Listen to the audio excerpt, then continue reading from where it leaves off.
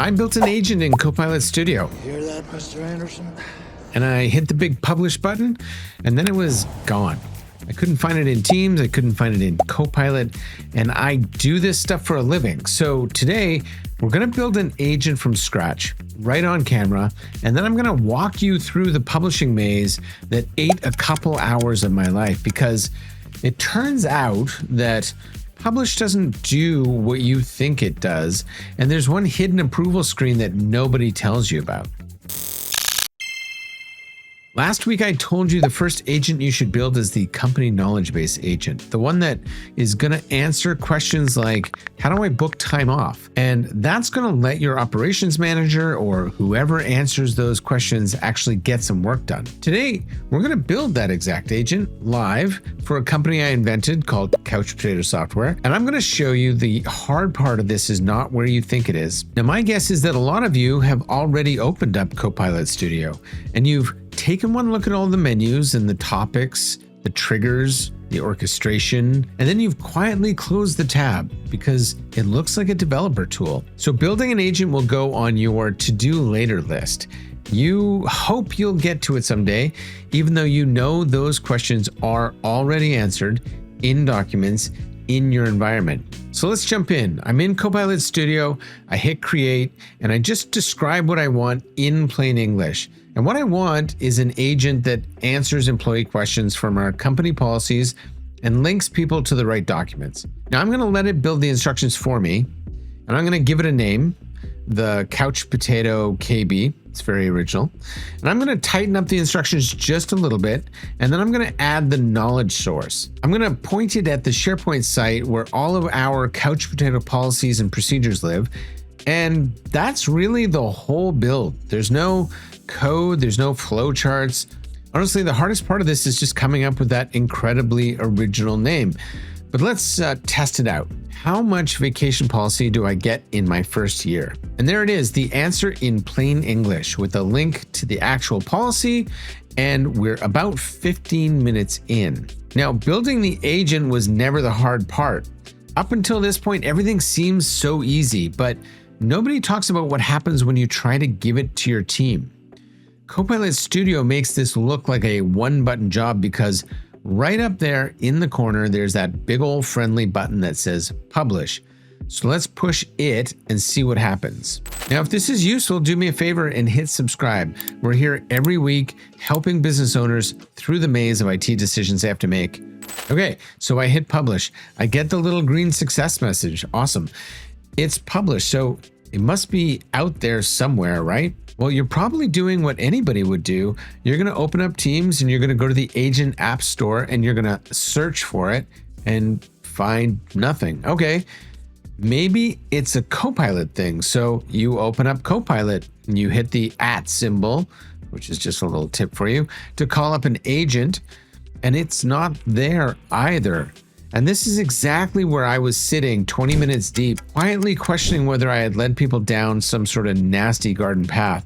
So let me save you the 20 minutes. Think of the agent like a book and the places that it would be found as bookstores. Publish just prints the book.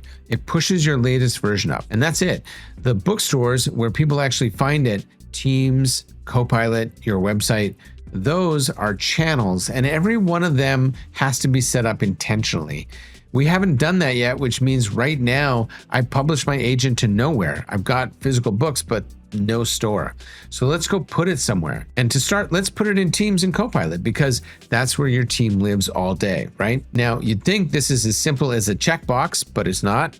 It's 4 steps, and a couple of them are hiding in places you'd likely never think to look. And here's where I find most people end up clicking around in settings, looking for something that says share. And I get that because that's the normal software behavior from Microsoft. But the thing you're actually looking for is called the channel tab. So let's go up there, and I'm going to pick Teams and Microsoft 365 Copilot, and I add the channel.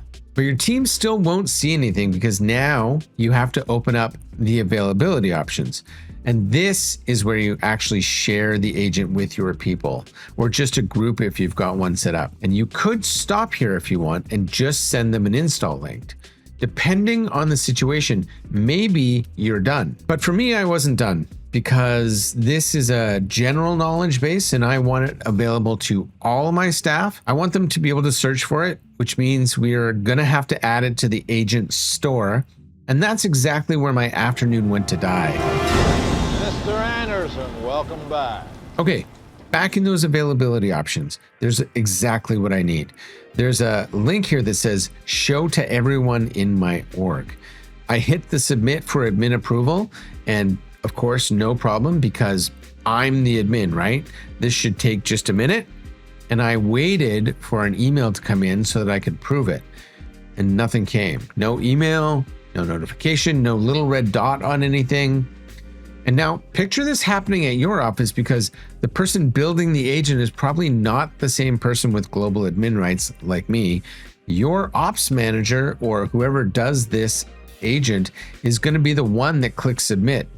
And that request is going to go off to whoever set up your Microsoft account years ago. Maybe it's an IT company you talk to twice a year, and the request lands in a queue that neither of them is going to know exists. Now, nobody is going to get notified. There's no email, and both sides are going to wait on the other. And the agent everybody was excited about just became a huge point of frustration. But I am an IT professional, so I went digging, and eventually I found it.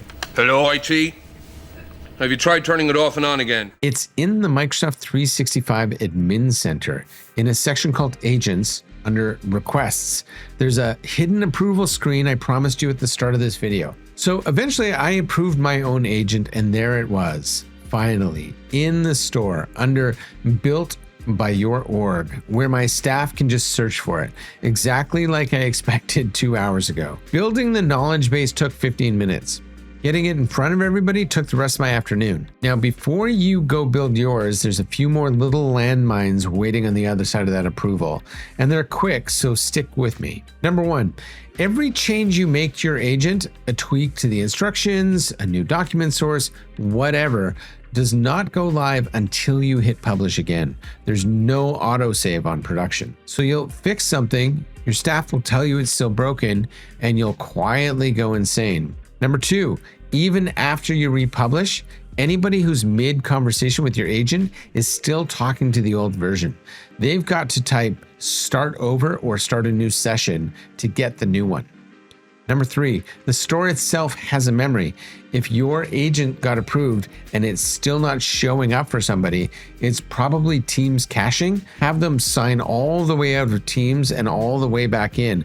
And finally, if you ever change your agent's name, its icon, or its description, that counts as a brand new store submission you have to do.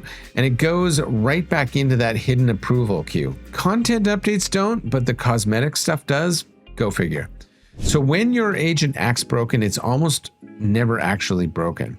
But now you know the whole maze, which officially puts you ahead of most of the people doing this for the first time. So go forth and build the thing. That's actually the easy part, but budget the same amount of time for publishing that you spent on building and keep the order in your head. Publish, channel, availability. Make sure you have a way to get it approved afterwards. Hopefully your IT company doesn't charge extra for this sort of little thing. Now, if you're not sure if your company should be even building agents yet, we answered exactly that question last week. Go check out this video next. In this ever-changing IT landscape, be adaptive. We'll see you next time.